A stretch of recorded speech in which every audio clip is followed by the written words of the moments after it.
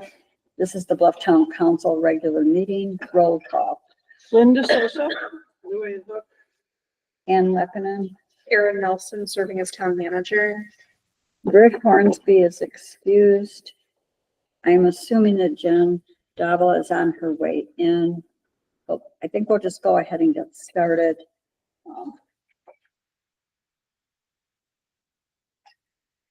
Apparently I didn't put on her approval of minutes, so that will need to be deferred to the next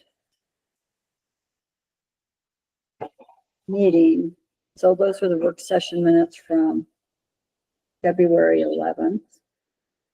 I think it should be work session and The 4th. yeah. So I had them in our file, so I'll just verify with you what dates those are. But I have So it's 2 of them I before. think it's 2 sets of minutes. So I will note that we did get them to all of us, and I know we've all read them, but I don't have it on the agenda, so I don't feel comfortable pushing that forward. Jen just walked in, so that's okay. We just started. So Jennifer Davila is here. It's 4:05. We didn't start till 4:04, so. All right, Jen, the first thing will be, I just indicated I forgot to put approval of minutes on the agenda, and so we'll defer those to next meeting. There will be a 3-minute time limit for anyone who wishes to make a public comment. If you exceed the 3-minute time limit without permission, the meeting controller will mute you, and you can indicate in the audience that you wish to make a public comment, put your name in the chat box or raise the hand icon. So we'll start with the audience, and we have Galen Headley here. He has a request, and I thought it would be best to just go ahead and hear from him in public comment. So I will extend the 3-minute limit for him to be able to explain what his questions are, or what he would like to know that we need from him. Well, Galen, if it's okay with you, I'm going to move this closer to you. And then if we could have you explain where you are in your process of. Well, I got everything pretty much in place. Utilities are in. I haven't talked to the water board, but my artesian water is piped across the field already, and electricity is in, and electric is already across what will be the future building site, and that's all in place. The artesian well is protected from freezing. I'll be putting in a septic tank before too long. The internet cable conduit is all in. So I'm pretty much set to go. I just needed to get, I guess, the council's blessing, to make sure I got everything straight. So anyway, that's where I am. So my understanding, and anybody on the council correct me, but because you're going to be putting up a building, you'll need a land use clearance from planning and zoning. So we can ask that you get put on their agenda. And then that allows you, once they approve it, for you to get the building permit up at San Juan County, because they still issue the building permits and are still responsible for doing the inspections. And the land use clearance form, if you don't have it, we can get it printed out and get it to you to fill out. But that's the next step, is to go to planning and zoning and show them. I don't have any form. I'm just here to kind of try to take care of business and get everything straight and make sure that I'm in the clear. Okay, so we can put together a packet for you and get it to you. If you're like me, I don't like to do things online. I want it in paper. So we'll get it to you in paper, and if you'd rather do it online, you can do that. But am I correct that the first step is land use clearance with planning and zoning? It is, and then we would also want, planning and zoning, we want to talk to you. There are some footprint stipulations about the total square footage, that if it's over a certain square footage, and I think it's around 2,000 square feet, then that kicks into like a site plan application. So we can definitely talk about that, or planning and zoning can chat with you about the need for that additional application. But yeah, if you're looking to build, that land use clearance application is the first step. And I can actually send you with a copy today if you want to look over it. It's really helpful for planning and zoning. If you already have it filled out, certainly if you have questions, they can answer, the specific field, questions about specific fields. But typically what they like to see is that application filled out with all the appropriate attachments, which would include the architectural drawings and, knowing where your setbacks are, knowing where your utilities are. And for other folks listening in, this is really helpful too, for those who are, thinking about building. It's actually really helpful for you to already know where all of your utilities are, because you'll need to present that.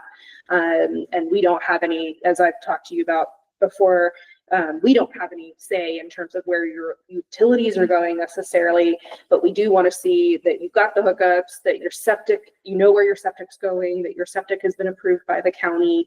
And then there are, a few other stipulations, specifics that they typically ask you about.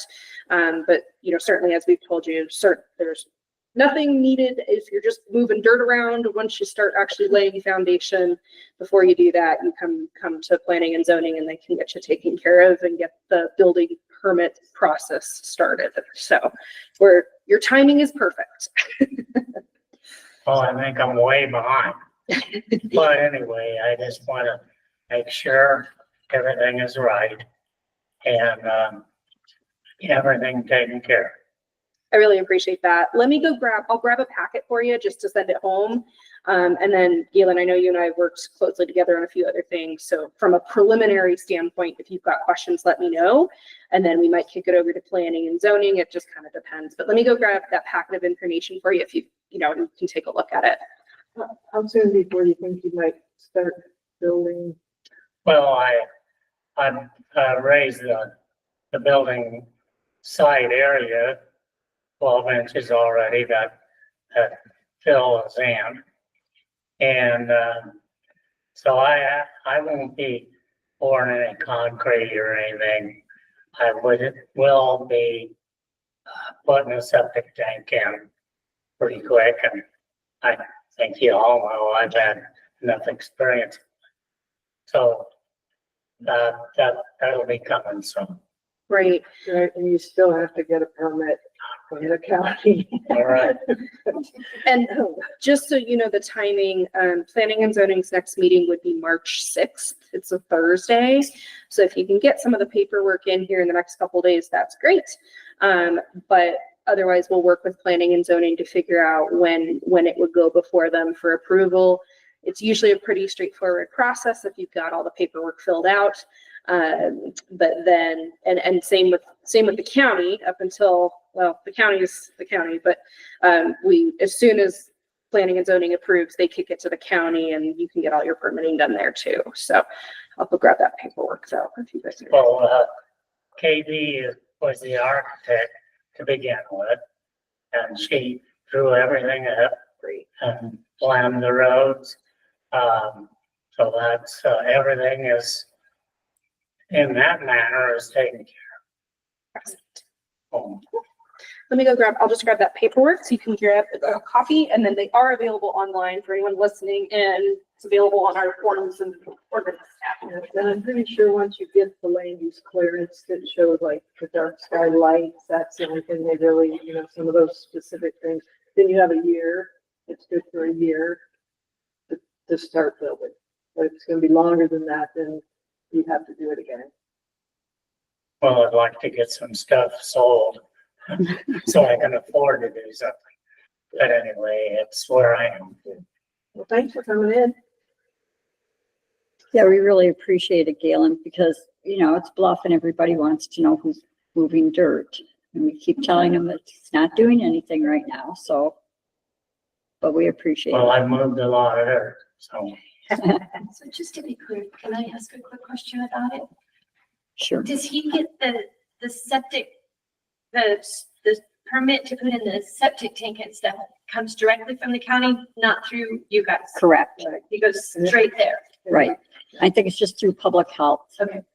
And then that permit, if on the land use clearance, you have to show that you Have that that you have enough before you go to the space next. and that you have enough room for the leach field and all that. Okay. Has to go through the county before they'll give a land. Okay. All right. I just want to make sure I got the sequence I right. think I got plenty of room. But it does have to show it. Yeah, the setbacks, you know, you've got. your setbacks. I've observed that.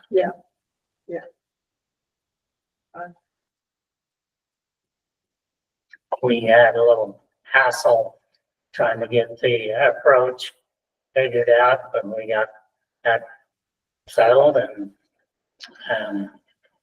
that's all built, and I just haven't opened it up. I don't want everybody driving all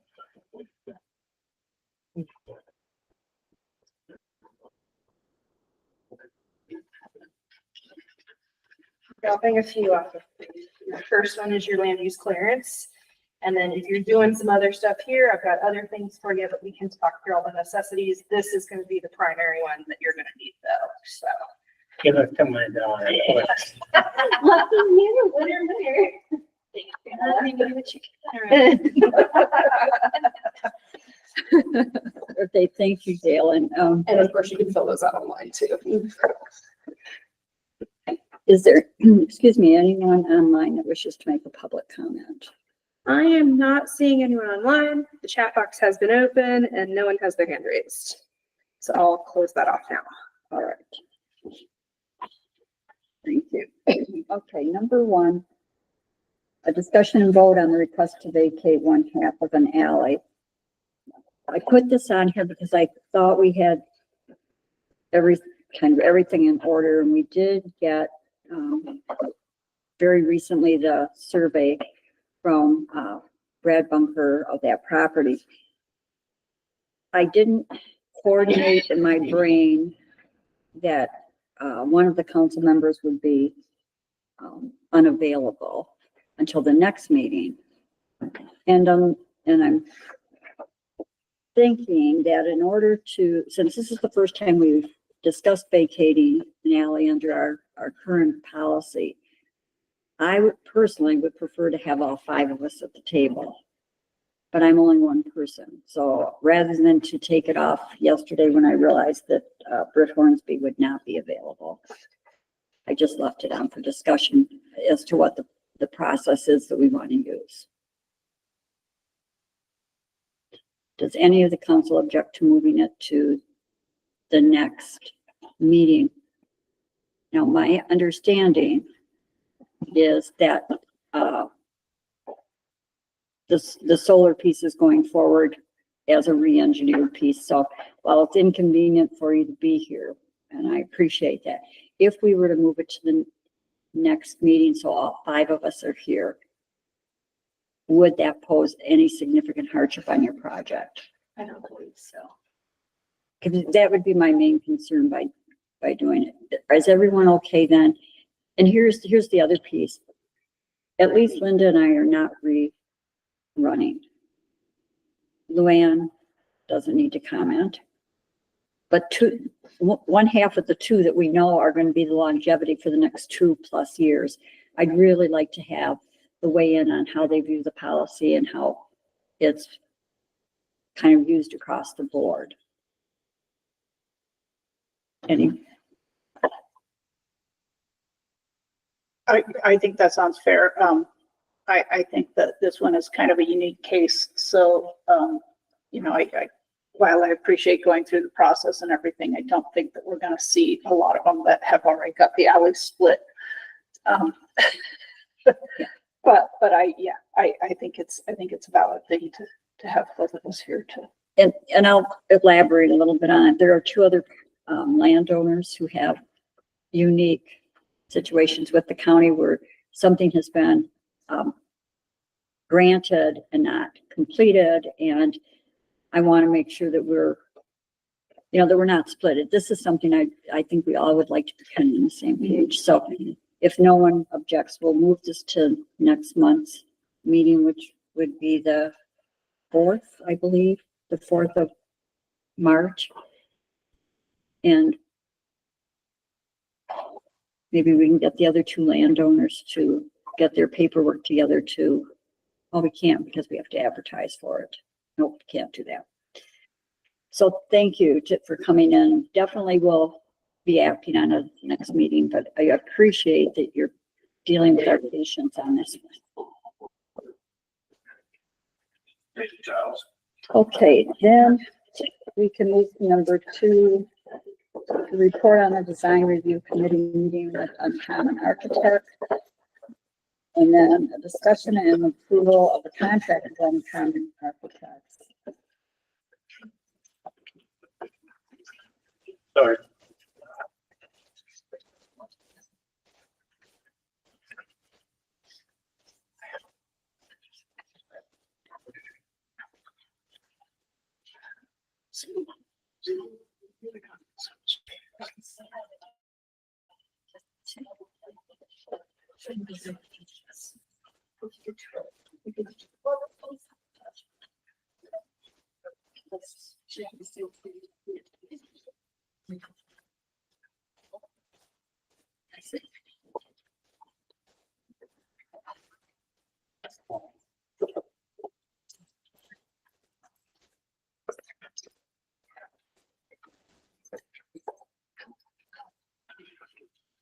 So Jen, do you want to give a report on the meeting with Uncommon Architects? So the, Uncommon Architects came, I think there were 5 of them. Somewhere. Yeah, 6 or 7. They just basically were kind of clarifying where we were at. They went and they did a site tour of the old elementary school so that they could get some more accurate references. I think the main concern that they presented was wanting to know some more specifics about HVAC systems. And just getting a clearer understanding that we weren't set in stone with one type of system. We were kind of looking at our options to see what would work the best for us here in town. So that was good. They checked out the original blueprints for the old school so we could get a layout of that. And there were no members of the Utah Nivea board. Oh, well, Janet Sloman was there. I'm sorry. Correct. She was there. She did not make any comments to the architects at that time about their desires. They went over with us about some of our ideas of splitting up the space and what the space would be used for. And they have now submitted some documents to us for review. And I think it was a good meeting. It was nice to get them down here and looking at the project. So the one thing, because we just sat in the back, but so there were no UDB board members here. Janet Sloman was here. And she was given an opportunity to make a comment and she declined. Yes. Okay, I just wanted to be sure I Yes, understood. she was. She said she did not have any details to add to our meeting at that point in time. And then anyone else who was there additional? I really feel like we covered anything crucial. It was just basically just kind of an introduction for all of them to come and see the building. And then there was a landscape architect person or landscape person there. He was the first one I think that came in. Jones and DeMille had a representative who was here, and then I didn't get who the other guy was. Online, the HVAC, The HVAC guy was on electrical joined. But who was the gentleman who was? He might have been Lance. He might have done. Pretty sure he was came and landscape. looked. I took him over to the building. He had missed the original site view. So I took him over and I mean, he basically just looked at our landscaping type stuff. He asked about if there was potential of wanting a playground with the daycare facility.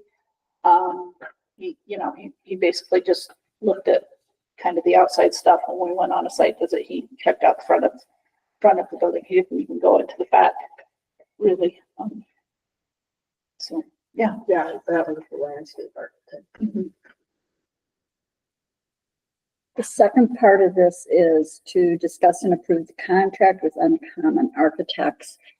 So the process that was used was Uncommon submitted their standard contract. That was forwarded by, I think by Malia Collins, but it went to Chris, our attorney, to Chris McEnany. And he did some red line suggestions and changes, sent that back. It went back to Uncommon Architects and they notified us that the changes were suitable or were acceptable and they were willing, they were able to approve it if we approve it. So the first line is we have to approve signing it. Tied to that is the fact that we will need to be spending money. And I'm just going to verify with our manager that in fact the contract with GOEO with the Governor's Office of Economic Opportunity was amended and approved. And so we have $176,000 transferred over in the GOEO to be able to use for architectural services, right? That's correct. Yeah. So great job to Malia for getting all that paperwork in to get that updated. So yeah, so she reallocated some funds from other places in the building that would need to be spent further down the line to get all the architectural costs. Which is good because we actually have that funding available in our bank account right now. We don't have to draw it down from the EPA or anything. So we are able to use it as long as we're tracking it appropriately. Also helps us spend that, it helps us spend those funds in a timely manner. Yeah. Whereas if we get bogged down waiting for the EPA grant and had to wait until, because most of the GOEO funds that we had allocated for that project were more towards finished work.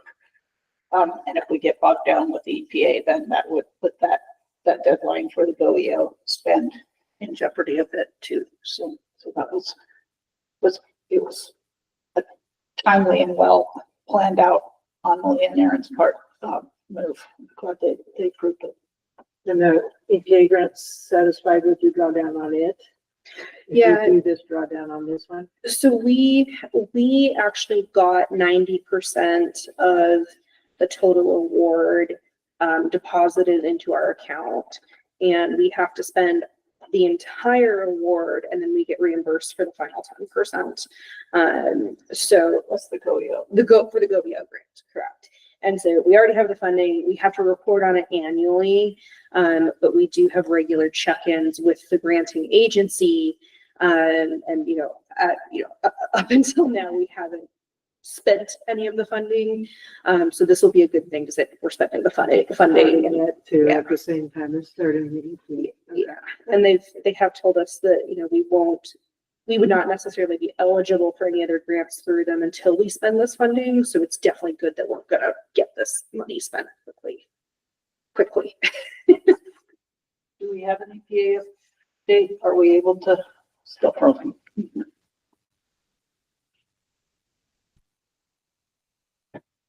I have sent inquiries, congressional inquiries to our representatives. And to this point, there has been silence. I will try a phone call later this week. However, I don't expect any response from anyone because they seem totally jammed up in a mess. And so, while I'm happy to continue to nag, I seriously doubt that we are going to be ahead of some place like Salt Lake City or someone who's already under construction in midpoint. We're not in a good place, but we are in a better place than some because we have had the funding approved and signed off on. So stay tuned. So do we need a motion to Yes. accept? I motion that we accept the contract with Uncommon Architecture for the architectural plans for the CCC. Second. Any further discussion? Then all in favor say aye. Aye. Anyone opposed? It's unanimous with the four of us. The number 3 was an update on the grants for light replacement here in the Bluff Community Center and the work in the Cooperative Cultural Center. I put this on for Erin to report on since Malia Collins is not available, with the hope that we would have some word on those other grants. No, the latest I heard from Aaliyah is she still is hearing that folks are hopeful, but there's nothing concrete. I have not seen any communications from that granting agency. But again, Malia is optimistic that we will indeed get those funds. But we would want to see the contract in writing. We had never received the CCC one in writing yet. So our hope is as soon as that moves forward, you all will be able to approve that and we can get it on paper. Yeah, I had heard through several sources that this is going to be usable in the next few weeks, but obviously we're not going to do anything until then.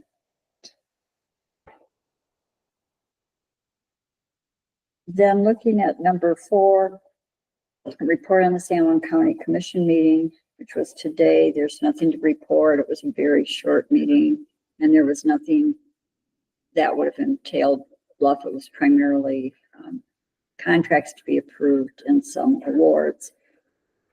So there's nothing there. Then number 5 is report on Bluff's planning and zoning meeting on February 6th and a review of the special meeting on February 13th and not the 12th, or was it the 12th? So the special meeting, I think I had a typo in it. And then there'll be a second part, but Luanne, do you want to give the report on the planning and zoning meeting and the special meeting? Sure, I believe it was the 12th. I have it on the 11th. On the 11th, okay. It was the 11th, and February 6th and the 11th. Was that a Thursday? No, the 13th is a Thursday. I think that's when it was. Yeah, so it was the 13th because they did it on the Thursday before, like the one that they usually miss. Okay. So they did an extra meeting in there, but yeah, so on February 6th, they did a regular meeting. One of the requests that they had was to, after I gave my update and whatnot, is that they would like the Bluff street map available to them online so that when they're looking at streets and what's alleys and what streets and what are bumpers, they'd like to be able to have that on the website. Then they did the candidate interviews. They had 2 apply. They had 3 apply, but Westrup opted out. So they just interviewed 2 people, Ann Brown and Gary Hawes. They were both very well qualified. They thanked them for their willingness to apply and to serve and do the thing. And then they, at the next meeting on the 13th, they voted to recommend Gary Hawes as the one to recommend to the town council to approve to be a commissioner. It was not because I say they're both very well qualified. Ann Brown at the end said that she agreed with their decision because of his background in law enforcement and whatnot. And she wants to still help them with any way that she can and whatnot. So it was a real good, positive meeting. They had quite a bit of discussion on how to handle buildings that were not permitted and were didn't have an LUC and how to handle that and how to move forward on that. They elected some officers, the same ones to continue. So Amanda will be the chair and Marsha will be vice chair. There were a question on that meeting under other about generational transfer in regards to short-term rentals.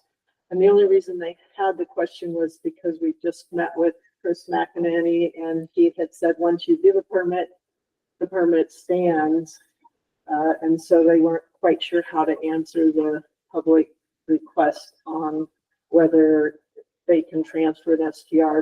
In this case to the family, and as we all know, we can't discriminate to a family member compared to not a family member. So anyway, that's, they passed it to town council, and it sounds like we'll have it on a work session next month.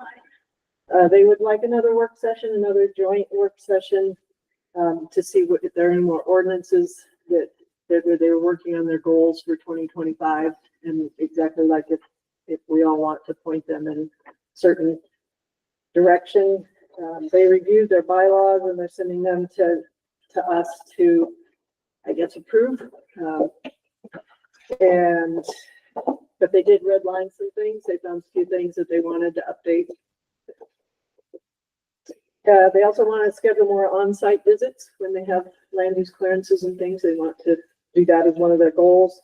And then enforcement, it's always a discussion item. And Amanda met with somebody in Moab and got a lot of help from them. And they have a system where they have a 30, 60, and 90-day comment time, that if you're 30 days over, 60 days, 90 days, and they had some interesting short-term rental processes because the fines weren't really applicable.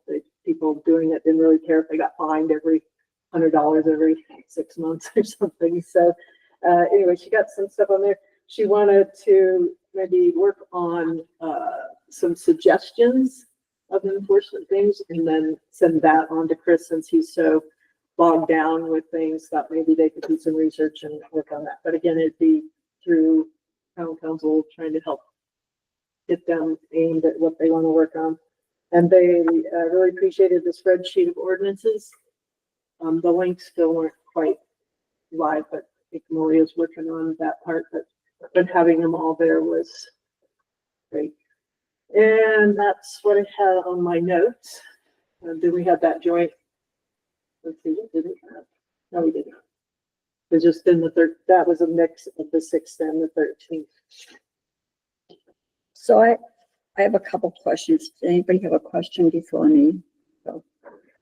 So how is it, because I didn't listen to the meeting and I haven't had time to listen to the audio, but how is it that Ann Brown commented that she approved? How did that come up? Just after the interviews, after she stayed on.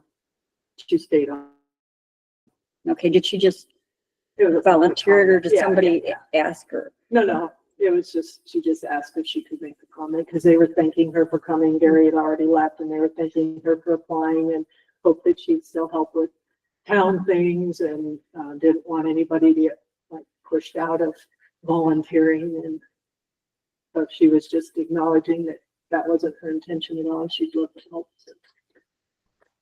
And then the generational transfer piece, I pushed to P and Z because I really feel that it's either a request to a zone change or it's a variance request. And I feel like both of those things start at P and Z, but it got tossed back to us. So I guess we'll deal with it. I did talk to Amanda Podmore about it. I really feel strongly that unless somebody can point me where my error is, it's one of those two things. And it should start with planning and zoning. But, you know, I'm fine for us to put it on a work session. And it's probably best to put it on a joint work session, I think. So I think it's mostly, it has to do with the enforcement of all the ordinances. Because it's one of those things that in that particular ordinance that from our last meeting, it doesn't sound like that can stay. But that's kind of the question. They probably need to respond to whoever asked and say, according to the ordinance, no, you cannot. And then it may change. Well, yeah, but the request was to have it looked at as maybe we should be making a zone change. The person didn't word it that way, but that's how I read the request. But it doesn't matter since we'll put it on a joint work session. Yeah, and the zone, I mean, it's got to be a residential, otherwise they can just get a fresh permit. So it'd be a residential zone change to commercial or something, which I don't think is what they want to do. That's how people, okay, so I don't want to get bogged down in it, but if somebody wants a zone change or a variance, they have to bring it to us. And that's what happened. They brought it to me and I said, you should take it to planning and zoning because they address those initial questions. But what we need to do then, it sounds like, is set a joint work session.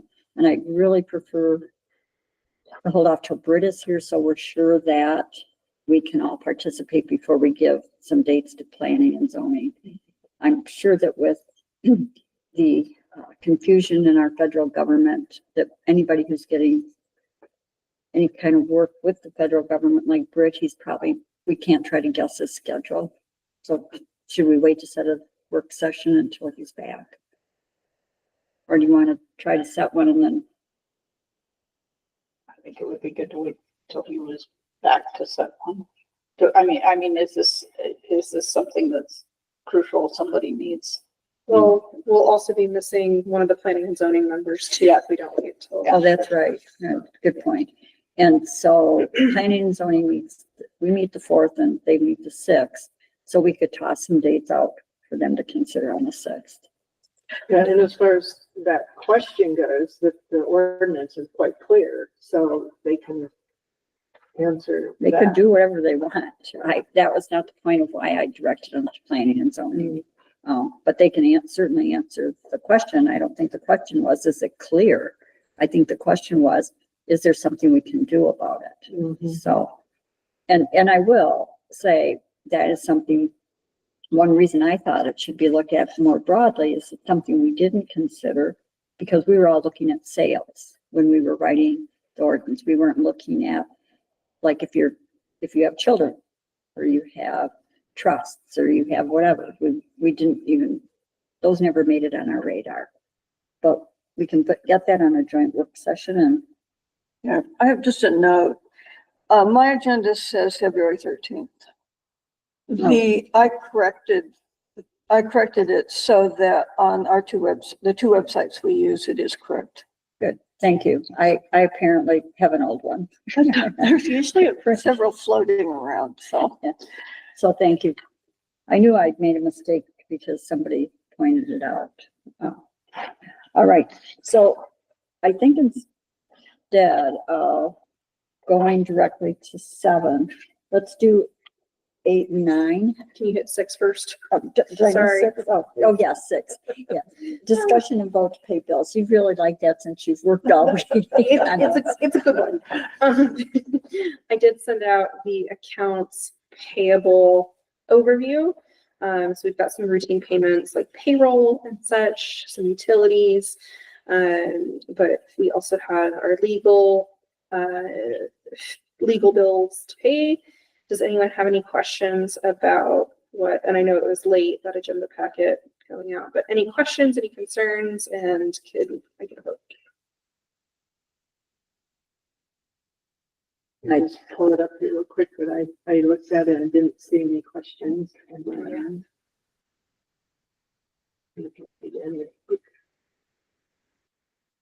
I do still have on there, not that we can do anything about it, but accounts receivable from Utah Davila, as well as the senior center owes on Q4. So I'm just waiting for those checks.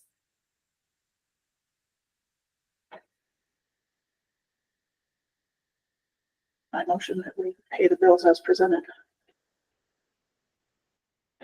Second. Any further discussion? All in favor, say aye. Aye. Aye. Anyone opposed?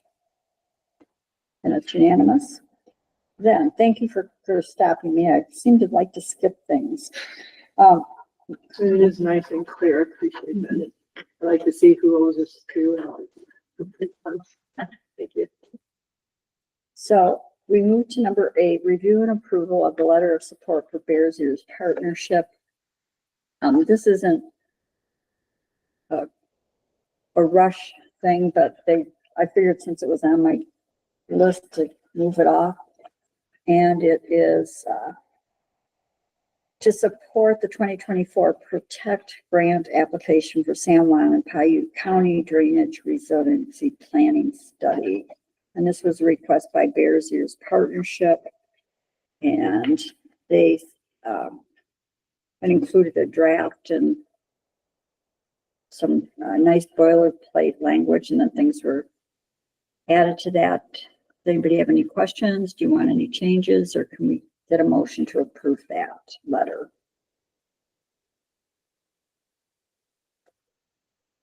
I will motion that we approve the letter of support for the Bears Ears Partnership. I second it. Any further discussion? All in favor, say aye. Aye. Aye. Anyone opposed? Could I get a copy of that well before, after the meeting? Because I keep our letters of support. I need to change the date on it. Okay, Because it was dated February 6th, so I need to change the date, and then I'll send you a copy. great. Yeah. Thank you. And if you And don't see it, Back to number 5, don't we need to make a vote on the recommendation? from- Oh. good point. Good point. I've been with 2 11-year-olds and a 15-year-old. I'm sorry, I'm not tracking a lot of things, so thank you, Lou. Yes, we do. So the recommendation, well, let me back up. Linda, I will get the letter of support to you. If you don't see it the next 24 hours, remind me. But I need to change the date on that letter. And then we'll send it out to everybody. Then going back up to number 5, yes. The 2 people who were interviewed were Gary Haas and Ann Brown, on the recommendation that I received from planning and zoning from the chair was a recommendation to appoint Gary Haas. And in part, that was, a large part of it was his experience in enforcement and his interest in the enforcement piece, which I think we all know we seriously need some backup on this. Does anybody have any questions? Do you feel comfortable with the recommendation? And if so, does somebody want to make a motion? There was a couple of comments in his interview. He did say he'd read the general plan. He'd read all of the things on the website. He's built a website. He was interested in lots of different angles. Like I say, they're both very highly qualified, but isn't it something that you decide and then we just sort of consensus agree with you? It is. It's something that I don't even probably have to put before anybody, but I think it's important that we're all on the same page. I could veto it, but I'm comfortable with Gary Haas. And I would make a motion that we approve the recommendation from planning and zoning to appoint Gary Haas. I'll second All in favor, say aye. Aye. Right? Aye. Aye. Anyone opposed? Then it's unanimous. I will get a hold of Gary tomorrow and let him know. And I do appreciate all the energy that Ann Brown has been putting into things like the food pantry and the arts festival. And I'm knowing Ann, I'm sure she's going to continue to be a force. Okay, now I can keep myself on track. Number 9, report on inland port meeting on February 11th, 2025. Erin, could I ask you just to give a little synopsis of what that is? Yeah, so we have been contacted by San Juan County's Economic Development Director, who connected us to Jenna Draper. Yes. And Jenna came down to give us a presentation on kind of the Utah's inland port system. All freaked out. We are not talking big logistics, transport, anything. They have a number of different project opportunities. So this was a very preliminary meeting, and I will be the first to say I feel like a lot of education and more information is still needed. But essentially, the inland port project system allows kind of like a different take on taxation and revenue generation for the town. So they would take a project area, would have it generating revenue, and then the town would be able to capitalize on some of the taxes earned from that increased economic development from a very, very, very high level. But I think, so Ann, Jen, myself, Malia Collins, Drew Cooper, we're all in kind of listening in, because Talia Hansen has been in contact with a lot of folks. But I do want folks to know we're not going to get an inland port because of logistics and moving big things. We're not going to say big development, anything, that's all off the table. However, I think it would be interesting to kind of look at what other project ideas they would have available, because it is a unique way to kind of set the tone for specific areas, to say, hey, you know, we really encourage this type of development in this area, while also benefiting, like the town can also benefit from some of the revenues generated in a way that you don't usually see. There are also some opportunities the inland port can afford to the property owners to kind of sweeten the deal, so to say, to make it kind of like a win-win-win situation. So I think from a very high level, it was definitely a preliminary conversation. Certainly the inland port would want the support. We would, the town would need to identify specific project areas and then kind of lead the conversation as to what types of projects we would find agreeable. But it was definitely an interesting conversation. And I think a good one, to kind of be on everyone's radar. And I think if council members were interested, I think it'd be helpful to maybe have her back in. I definitely needed some time to digest all of the information that was given. But it is a unique opportunity. But Jen and Ann also being in the room, other takeaways from them. I thought it was really interesting. I heard inland port and was like, well, what have to do with us, because we're nowhere near the inland port, and no, I don't want to see massive amounts of trucks or anything else rolling through town. So I was really pleasantly surprised, because I felt like they had some really interesting and creative ideas of ways that we can generate some economic development in the town that, in my eyes, don't really have anything to do with the inland port. They were talking about a lot of times they will lead towards projects that are private projects that require some bigger infrastructure spends and things like that, and just kind of give them a backing and lending source that they won't necessarily be eligible for without those. Then they get tax incentives for, or get. I don't know. I don't understand the whole. That's how I'm more education needed, so we can talk about it appropriately. But the way that they're describing it is kind of like a win-win-win. Right. They're definitely getting something. The project owner is getting something, and then we do get some. I don't even want to call it like a kickback, but there's a benefit in the tax. Yeah, I got it. That they receive the inland port maybe receives the tax money that's generated from those projects, and then they have to contribute. I think she said 70% back to the community that it was going in. Good luck writing this one up, Kathleen. That part was not clear.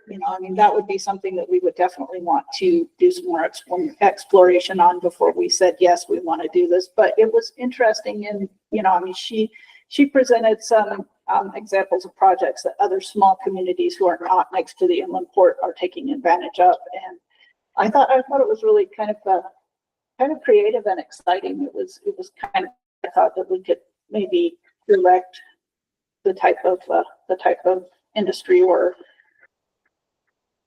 that's a scary word too. Opportunities for economic development for the town. Yeah, I think I was with the two of you. I'm like, inland port, what does that have? Does that mean we're gonna have all these big trucks parked here while we have a way station and a blah, blah, blah? And I think that the two main things that people listening to this or reading this is there are no decisions made. We're not doing anything. We're getting more information, because in order to do anything like this really is educate the public, get the public opinion, and figure out if anything like this is appropriate for the town of Bluff. And then the other piece was, I immediately went to the resolution that San Juan County passed 2 years ago that said, we are going to look at big box development in the southern part of the county in these areas that are not incorporated. And we're in the middle of litigation over a nice piece of property, 40% of our town. And so an attempt to use the big box resolution to move into the Bluff bench station turn over the Sitlip lands to unincorporated. And Talia was pretty clear that that big box resolution for this area was not part of this project. Granted, the commissioners would be the ones making that decision, but it was nice to hear, at least for us to verbalize it. While we want controlled, mindful development, nobody wants a big box store of 8 stories and a whole bunch of traffic. Or I shouldn't say nobody, few people would want that. But this is something that really is just an educational piece and we don't understand it. So it's just. I think one of the reasons that we were selected to listen to this was that, I think part of the attraction is revenues that are generated by the tax deferment or whatever could be then applied to town-specific projects in, like if we needed to find something for the CCC or something for over here, it just gives us an added revenue type base that could go specifically to better those projects. So that was, she said that money was more free to spend on like town-owned projects rather than private development. And it differs from the CRA, which I never can remember what that stands for, the reinvestment project that Bluff Dwellings looked at in 2018 and 19, and that it didn't require the buy-in of multiple entities. Like that required the buy-in of the school district, the town, the county. There were I think there were 5 principal groups that had to buy in. So we can get more information on that. Anything else on that item? Does anyone have any other before we have a motion to go into executive session to discuss imminent or pending litigation pursuant to the code? Because then we'll close off our meeting after we have that closed session. All right, if there's no other, it is 4:56. Can we have a motion? I motion that we move to executive session to discuss legal matters. I don't know the wording of it. To discuss imminent or pending litigation pursuant to Utah Code 52-4-204. Do I need to repeat it? Nope, I What Ann second it. I second it. All in favor, say aye. Aye. It's unanimous. So what we'll do is turn off this recorder and this meeting here. And when we close out the executive session, we will not be coming back in. So we will be adjourned on this session at 4:57. Thank you all. I am shutting down the meeting now.